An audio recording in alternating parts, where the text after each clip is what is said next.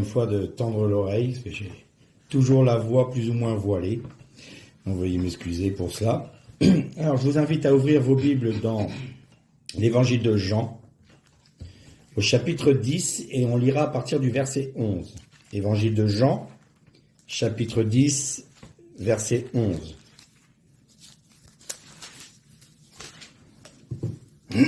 C'est Jésus qui parle. « Je suis le bon berger.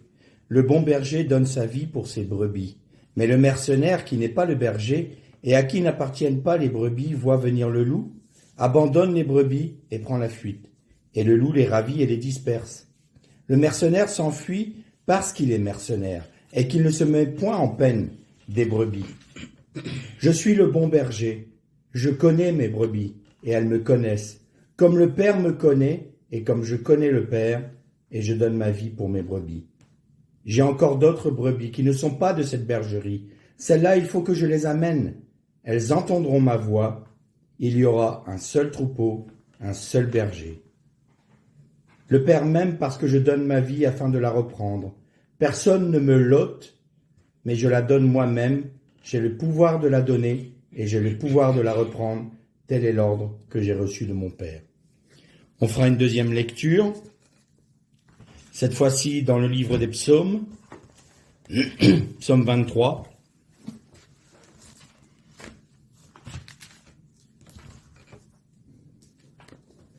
Et on va lire tout le psaume. L'Éternel est mon berger, je ne manquerai de rien. Dans de vertes prairies, il me fait camper. Il me conduit au bord des eaux paisibles. Il restaure mon âme. Me dirige dans les sentiers de la justice en faveur de son nom. Dussé-je suivre la sombre vallée de la mort, je ne craindrai aucun mal, car tu serais avec moi. Ton soutien et ton appui seront ma consolation. Alors dans d'autres versions, il est ta houlette et ton bâton me rassurent. Tu dresses la table devant moi à la face de mes ennemis. Tu parfumes d'huile ma tête, ma coupe est pleine à déborder.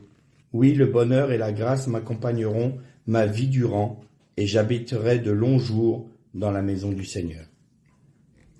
Il y a 15 jours de cela, on a parlé du berger qui appelait ses brebis du sein du désert, qu'il se mettait sur le haut d'une colline pour appeler les brebis afin qu'elles puissent revenir dans le bercail.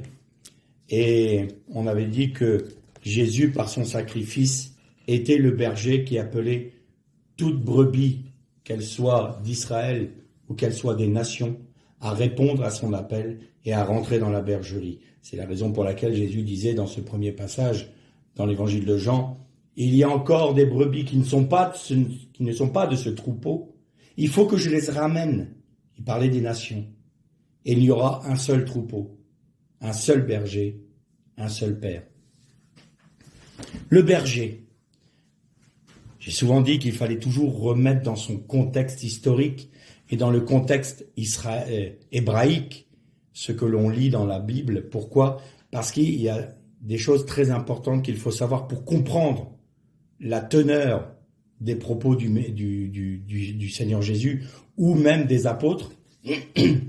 Et il faut savoir qu'il y a toujours eu un conflit entre les bergers et les agriculteurs. Ce conflit a démarré dès l'origine. Vous voyez Caïn, qui était agriculteur, Abel, qui était berger, et Caïn a tué Hével. Hével, en hébreu, veut dire un souffle, une vapeur. Comme quand on souffle, voilà, c'est ça. Hével, c'est une simple vapeur. Pourquoi ? Parce que il y aura toujours une inimitié entre la pensée de Dieu et la pensée de l'homme. Dans le livre d'Isaïe, l'Éternel dit par son prophète, « Mes pensées ne sont pas vos pensées. Mes voies ne sont pas vos voies. » Et la façon dont je dirige les choses, dont je les conduis, si vous les abordez d'une manière humaine, vous ne les comprendrez pas. Et la laine et le lin, dans les directives que l'Éternel avait données à Moïse, on ne pouvait pas mélanger dans un vêtement le lin et la laine. Il était interdit de mélanger les deux produits pour faire un vêtement. Le seul endroit où il y avait l'autorisation d'avoir de la laine et du lin, c'était dans le temple. Et le Kohen Gadol avait une robe en lin et il portait un bonnet en laine. C'est-à-dire que le lin, le péché de Caïn, j'ai envie de dire, contre Èvel, pouvait être restauré que dans la sacrificature, que dans la réalité du tabernacle, du temple, et là, en Jésus-Christ, qui est lui-même l'incarnation de la réalité du temple, des fêtes juives, des Shabbats, des nouvelles lunes, tout est réuni en Christ. On l'a vu ça dans l'épître de Paul aux Colossiens. Toutes ces choses sont que les ombres des choses à venir, et le Christ est le corps de toutes ces choses. Et donc le Christ, il est le corps du tabernacle. Et donc cette réparation ne pouvait être faite qu'en Jésus-Christ, que dans la sacrificature de Jésus-Christ, selon l'ordre de Melchizedek. Et donc, il y avait toujours conflit entre les agriculteurs et les bergers. Quand le peuple d'Israël, du temps de Yaakov, est allé en Égypte, il est allé avec ses enfants en Égypte, sous la conduite de Joseph. Joseph avait recommandé à ses frères et à son père, « Dites au Pharaon que vous êtes bergers, parce que les Égyptiens ont en horreur les bergers. Et ainsi, ils vous mettront dans un lieu à part pour que vous puissiez faire paître vos troupeaux. » Le peuple égyptien était un peuple d'agriculteurs par excellence. Pourquoi ? Parce que ce qui faisait la richesse de l'Égypte, c'était le Nil. Le Nil, même pendant les sécheresses, qu'il y ait les plus fortes sécheresses qui soient, le Nil fournissait toujours son eau. Il suffisait de faire une rigole et ça irriguait toutes les cultures qu'il y avait autour, plus les moments de crue du Nil qui venaient reverser du limon sur les terres environnantes. Et alors, c'était une terre extrêmement fertile. Donc le peuple égyptien était un peuple d'agriculteurs. Et ils avaient pour horreur les bergers, parce que les bergers amenaient leurs troupeaux pour détruire les plantations.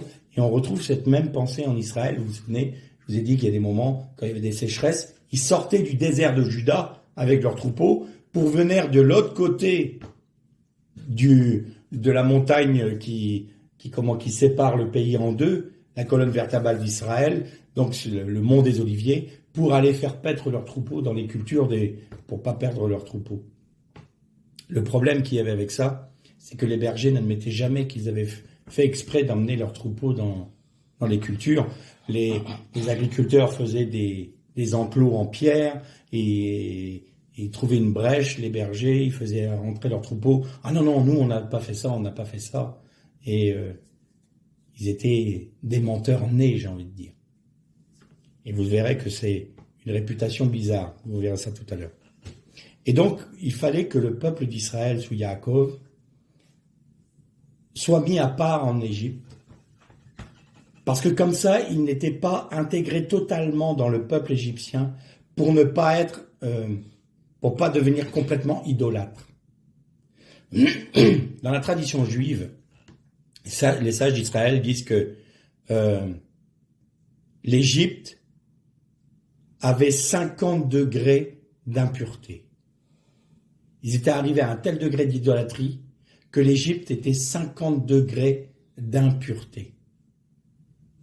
Et il y a 50 degrés de pureté, justement, à l'inverse. Et ils disent le peuple d'Israël était arrivé à un tel niveau qu'ils étaient arrivés au 49e degré d'impureté en Égypte. Et il fallait que l'Éternel l'en sorte. Impureté se dit Touma. Et vous avez le mot Satan, Shatan, Shin, Tav, Nun. Nun, c'est 50.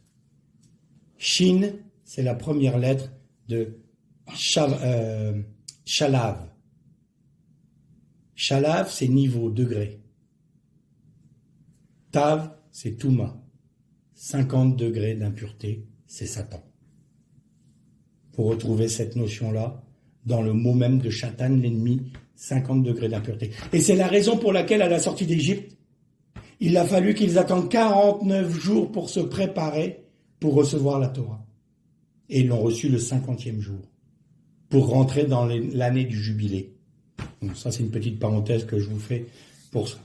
Et donc, en tant que berger, Israël était mis à part. Ils n'ont pas été jusqu'au 50e degré d'impureté. Ils ont été délivrés avant. Mais il y a toujours cette confrontation entre les agriculteurs et les bergers. Et c'est pour ça que c'est étonnant. Dans le psaume 23, par la bouche de son serviteur David, l'Éternel dit « Je suis le berger. L'Éternel est mon berger. » Là encore, le berger même en Israël était méprisé. C'était une caste méprisée. David, quand il a été appelé à la royauté, il y avait tous ses frères avant.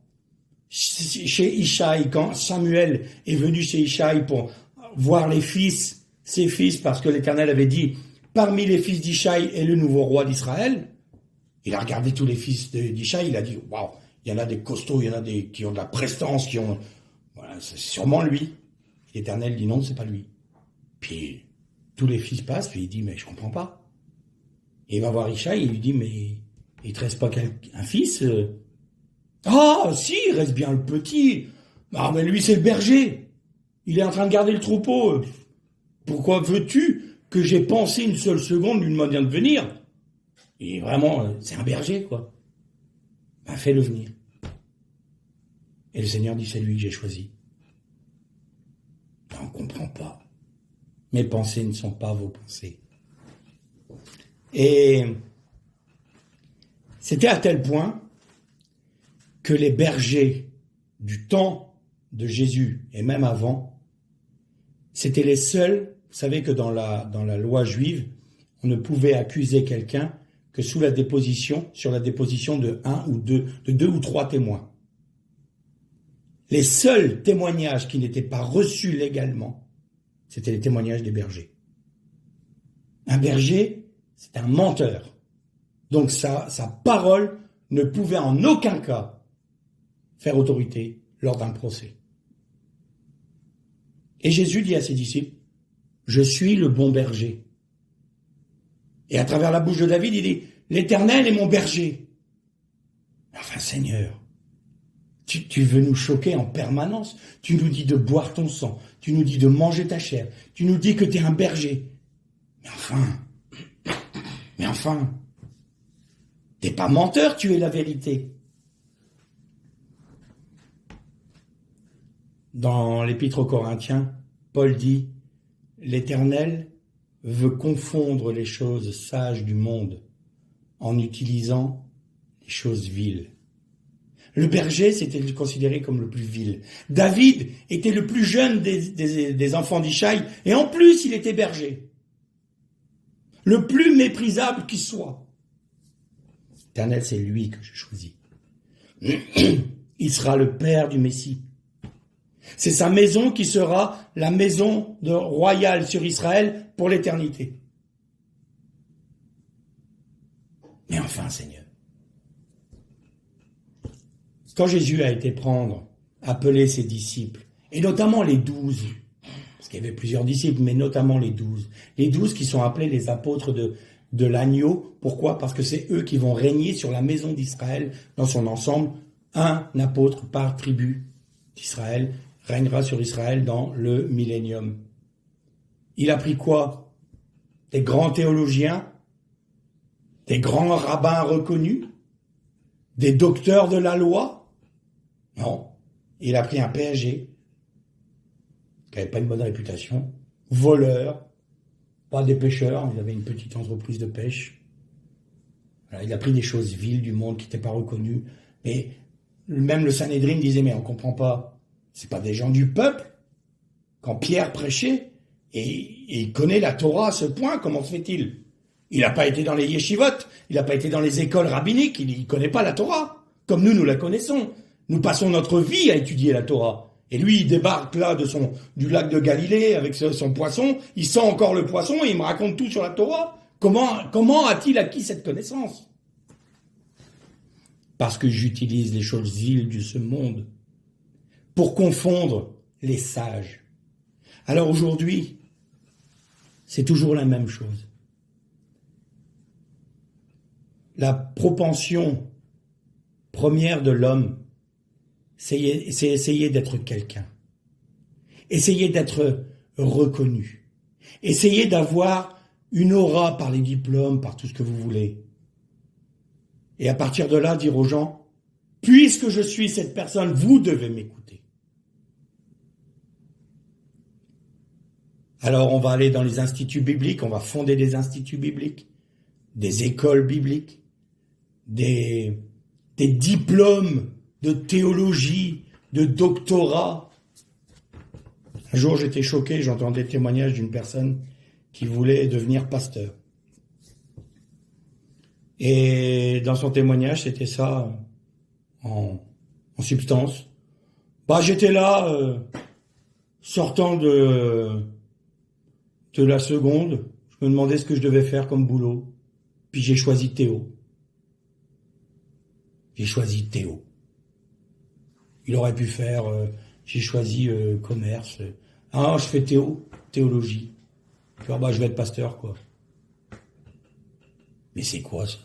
Il est où l'appel de Dieu? Elle est où la consécration? Elle est où la motivation qui est de se soumettre à Dieu pour le servir? Non, je savais pas quoi faire, je fais Théo.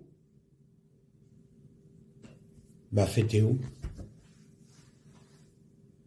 Et à côté de ça, vous allez voir un simple ouvrier dans les mines de charbon du pays de Galles qui va se mettre à genoux devant Dieu, qui va s'humilier devant Dieu et qui va être l'outil que Dieu va utiliser pour susciter un des plus grands réveils qui ait eu lieu sur cette contrée du pays de Galles et d'Angleterre. Rhys Howells. Eh oui, il n'avait pas fait Théo, lui. Et pourtant, la petite chose vile, le petit berger du pays de Galles, dans sa mine de charbon, qui s'est soumis au Seigneur, a été un instrument de choix entre les mains du Seigneur. Alors évidemment, le berger, il est là. Et au premier abord, on se dit, un berger, c'est étonnant, c'est suspicieux. Vous n'avez pas noté une chose encore intéressante? Quand Jésus est né, les bergers étaient dans les champs, près de Bethléem, pour faire paître leurs troupeaux durant les veilles de la nuit. Donc ça nous prouve que déjà, il n'est pas né en hiver, ni le 25 décembre, mais il est né en été. Parce qu'en hiver, même en Israël, on ne fait pas paître les troupeaux à l'extérieur. Bon. Et les anges sont venus annoncer cette nouvelle à qui? Aux bergers.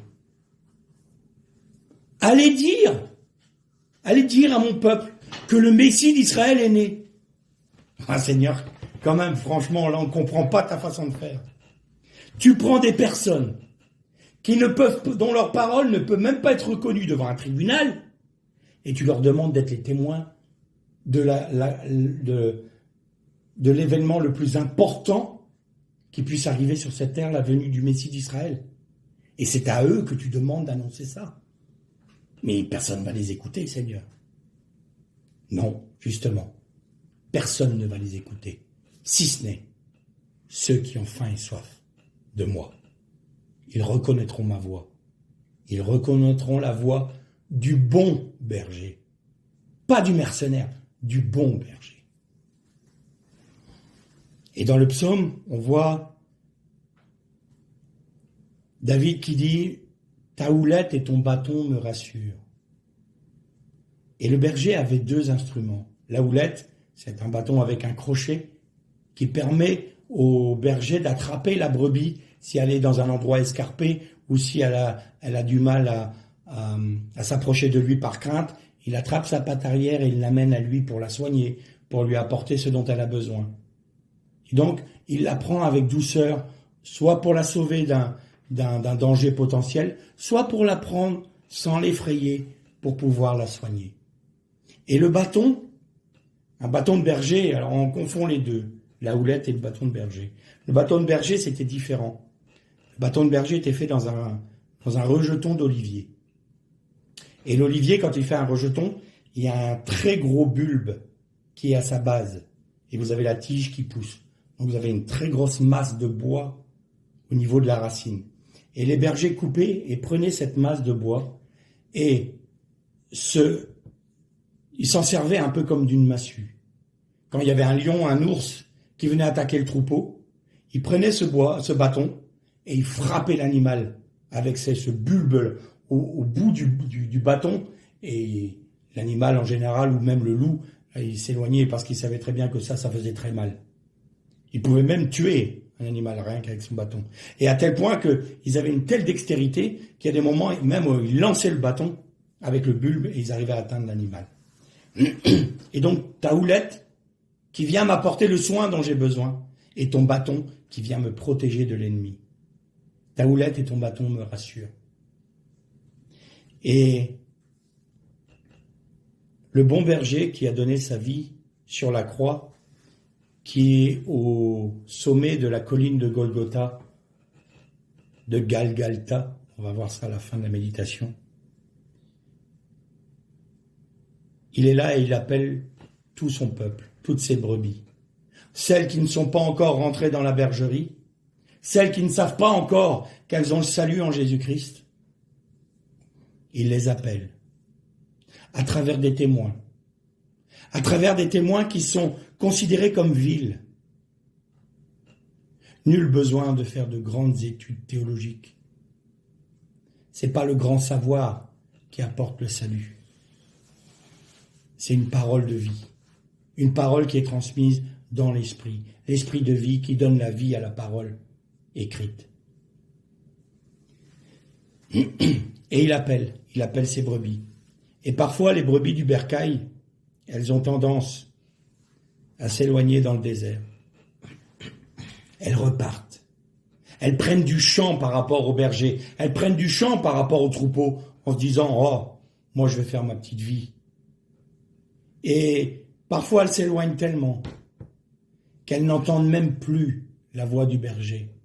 Elles ne peuvent plus l'entendre. Mais là encore, le Seigneur fait grâce. Pourquoi ? Parce que dans ce désert de Juda, où il y a plein de canyons, de petites vallées et de collines, c'est un entremêlat de collines et de gorges.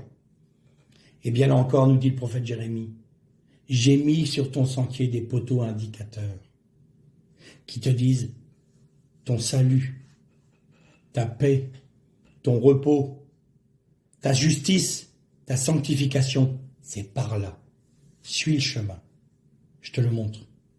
Et si la brebis réalise qu'aujourd'hui, elle ne sait pas si elle est justifiée, elle ne sait plus si elle est sauvée, elle ne sait plus si elle est dans les mains du Seigneur, elle ne sait plus où elle en est spirituellement. Elle est perdue. Elle se dit, mais où est la vie ? Eh bien, le Seigneur te dit, regarde le chemin. Il te conduit à Golgotha. Retourne là-bas. Et quand tu t'approches de Golgotha, soudain, qu'est-ce que tu entends ? Tu entends le son du chauffard. Tu entends la voix du Messie qui te dit, viens à moi, venez à moi, vous qui êtes fatigués et chargés, car je vous donnerai du Shabbat. Je vous amènerai dans le repos de Dieu. Je vous amènerai dans la cessation de vos activités pour pouvoir produire le salut en vous. Je vais vous amener dans un endroit où vous n'aurez plus besoin d'agir pour être sauvés parce que j'ai tout accompli pour vous. Venez à moi, vous qui êtes fatigués et chargés. Est-ce que tu entends cet appel aujourd'hui ? Est-ce que tu l'entends, cet appel du haut de Golgotha qui te dit « Viens à moi. Viens, je vais te mettre sous ma houlette et sous mon bâton. Je vais te mettre sous ma houlette pour te donner les soins dont tu as besoin. Et je vais utiliser mon bâton pour te protéger de l'ennemi. Viens à moi parce que mon sang t'a purifié parfaitement. » Et même quand tu passeras dans l'ombre de la vallée de la mort, c'est pas dans la mort, dans l'ombre.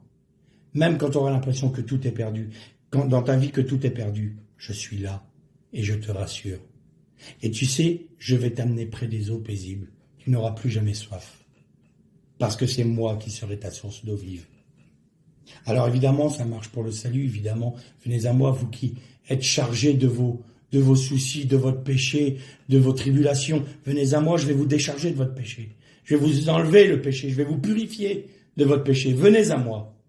Mais aussi pour celles et ceux qui sont là et qui se disent « Ah, je suis fatigué dans ma marche chrétienne, j'ai l'impression d'être éloigné. Seigneur, tu es où ?»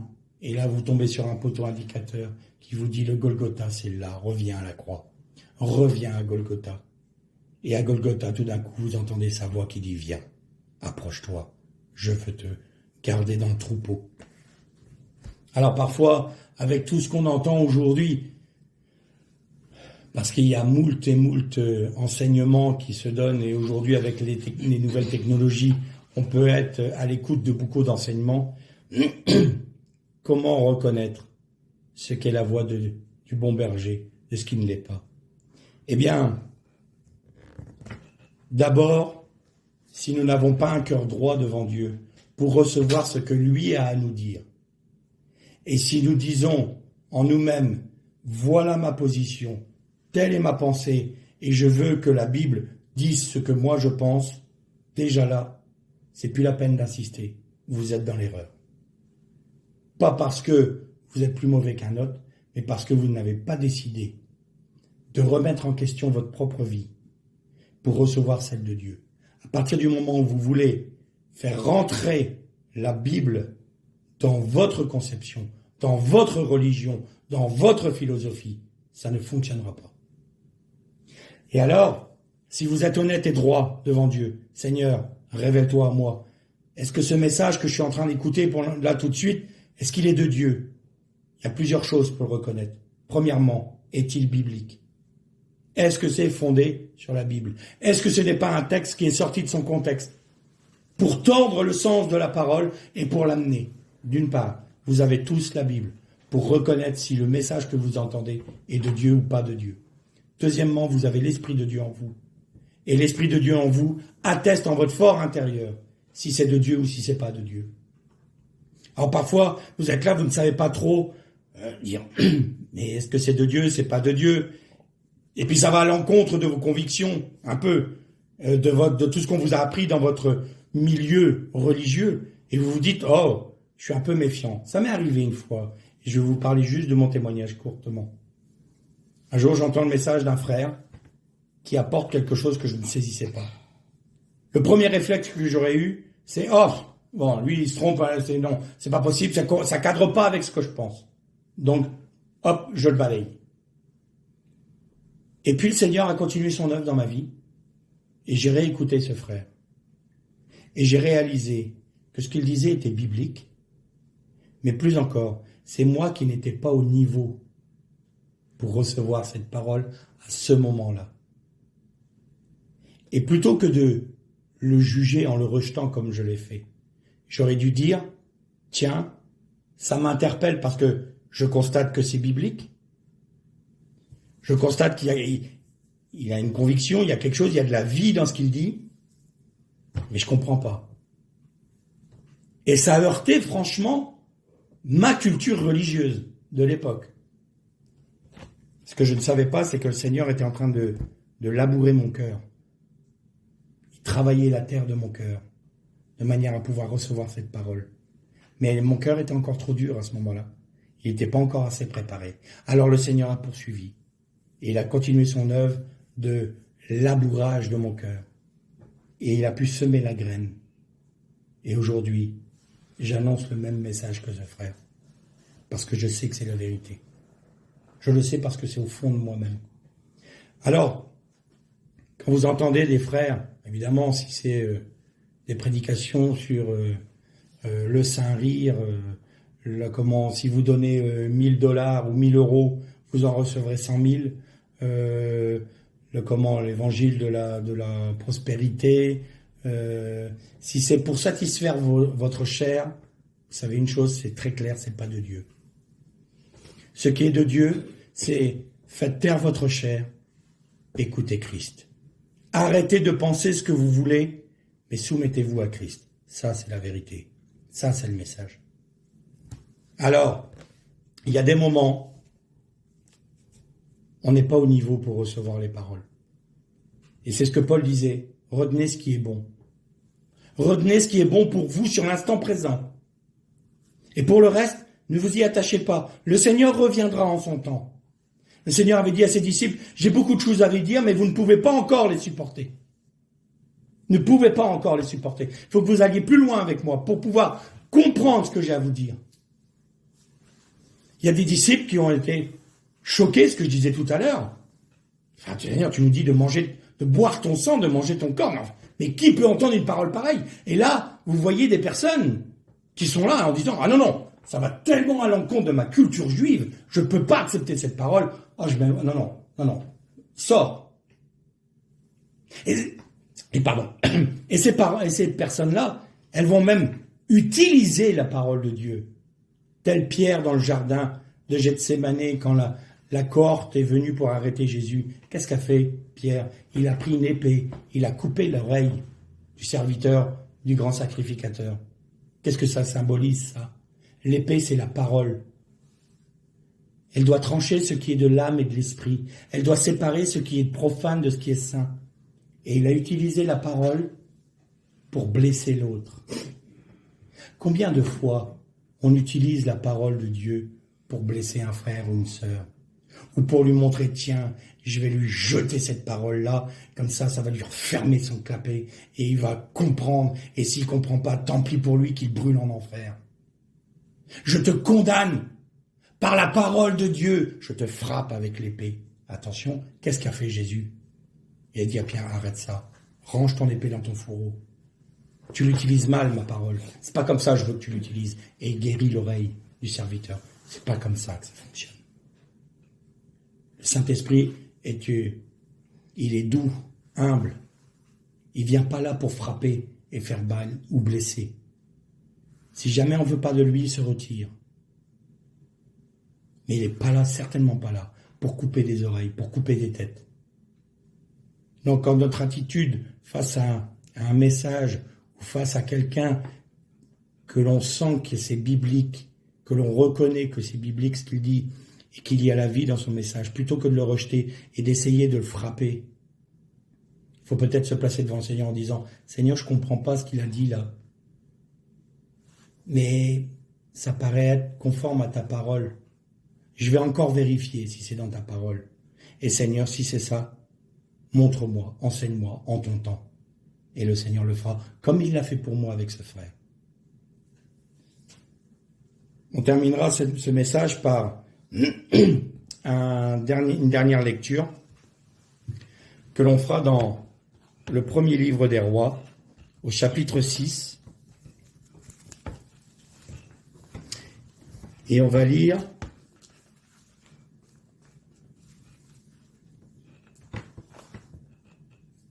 le seul verset 34. Alors, c'est la description du temple de Salomon. Et là, il est parlé des portes qui donnent dans le lieu saint. Et 2 vantaux en bois de cyprès, composés chacun de 2 panneaux mobiles. Vous allez me dire, qu'est-ce que tu veux nous dire à travers ça? En fait, dans une autre traduction qui est tout à fait juste aussi, la porte sera faite de 2 planches brisées, qui seront mobiles sur un gond ou sur un rouleau. Et le mot exact, c'est Galil. Et Galil, ça peut vouloir dire rouleau, ça peut vouloir dire un gond, mais c'est aussi une action de rouler. Et vous retrouvez la notion de Gilgal. Et donc, pour rentrer dans le lieu saint, vous devez passer par cette porte de bois brisé. Vous devez passer par Gilgal qui va vous briser. Et alors, si vous sortez du parvis, là où vous avez le salut, si vous voulez aller plus loin avec Dieu, il vous faut rentrer par cette porte. Cette porte qui porte en elle-même le brisement et Gilgal, le brisement à la croix. Et Galil s'écrit comme Gilgal, sauf une lettre. Vous avez un Gimel, un Lamed, un Yud. et un lamed. Gilgal, c'est un guimel, lamed, guimel, lamed. Et si vous prenez chaque lettre, comme on sait que chaque lettre a une signification, est un objet particulier et dans l'hébreu a une signification, le guimel, c'est ce qui va nous instruire. C'est la lettre de l'instruction. La lettre qui va nous former en quelque sorte. Qui va nous faire apprendre par expérience. Ça, c'est le guimel. Et vous avez le lamed. Le lamed, c'est un bâton de berger. Le lamed, c'est un bâton de berger. Et alors, si vous voulez être instruit par l'expérience de Jésus-Christ, vous êtes sous le premier lamed, vous êtes entouré de deux lamed, la houlette et le bâton. Et au milieu, vous avez le yud qui est une main, mais qui est aussi la lettre du Messie et la lettre du tétragramme. Ça veut dire que vous vous placez, en passant cette porte-là, vous acceptez d'être instruit par l'expérience de la croix et vous vous placez sous la houlette et le bâton du Yud du bon berger. Et alors vous rentrez dans le lieu saint du tabernacle et le Seigneur vous révèle une chose merveilleuse. C'est que comme vous êtes passé par la porte qui est brisée et que vous êtes rentré dans le Galil, c'est-à-dire vous laissez instruire par la houlette et le bâton du bon berger, alors je vous révèle qu'à Golgotha, à Gilgal, vous avez été marqué du sceau de Dieu, et comme vous avez l'expérience par mon esprit qui vous révèle le chandelier, les pains de proposition, l'autel des parfums qui correspond à l'obéissance, eh bien vous voyez une chose merveilleuse. Le voile du temple a été déchiré et vous avez un accès au Père en Jésus-Christ. Et c'est ça l'objectif. Tout vrai serviteur de Dieu vous détachera de lui-même pour vous attacher à Christ. Tout mercenaire vous ravira de la main de Dieu pour vous attacher à lui-même. Tout serviteur qui voudra vous attacher à sa personne est un faux docteur, un faux serviteur. C'est un mercenaire, c'est un loup qui est déguisé en berger. Mais le vrai serviteur de Dieu, c'est celui qui a accepté de mourir à lui-même, de passer par le brisement de sa vie, qui a accepté de mourir à sa propre vie, à ses propres conceptions. Il est souvent la chose la plus vile qui soit sur la terre. Il n'aura pas fait Théo, il n'aura pas fait des grandes études. Et s'il en a fait, il gardera cette humilité parce qu'il sait que toute chose provient de Dieu et qu'en lui-même, il n'y a rien de bon. Et alors, cette personne-là, le Seigneur a la possibilité complète d'agir à travers elle pour pouvoir vous attacher, non pas à cette personne, mais à Christ qui vit en lui. Et ainsi, le troupeau entend l'appel du bon berger qui lui dit « Viens, mais ne reste pas dans le parvis du temple, ne reste pas qu'au niveau seul du salut. Tu peux aller plus loin. Ce que je veux, c'est une union parfaite avec moi. Je veux que tu passes par le brisement, par la porte brisée. Je veux que tu passes par Galil. Je veux que tu sois par expérience. Je veux que tu sois instruit sous ma houlette et mon bâton, de manière à pouvoir te faire rentrer dans le lieu saint, là où tu vas rentrer dans l'obéissance, où tu vas te nourrir du Christ, où tu vas être éclairé par l'Esprit de Dieu. Et ainsi, tu verras que tu pourras rentrer dans la présence même de Dieu lui-même. Parce que le voile a été déchiré en Jésus-Christ. Voilà la destinée de chaque enfant de Dieu. Rentrer dans une communion avec Dieu. Dieu, votre péché, c'est pas un problème. Alors, je vais me préciser, ne jetez pas encore les cailloux. Attendez que je termine. Le service pour Dieu, c'est pas important. Tout ça, c'est rien.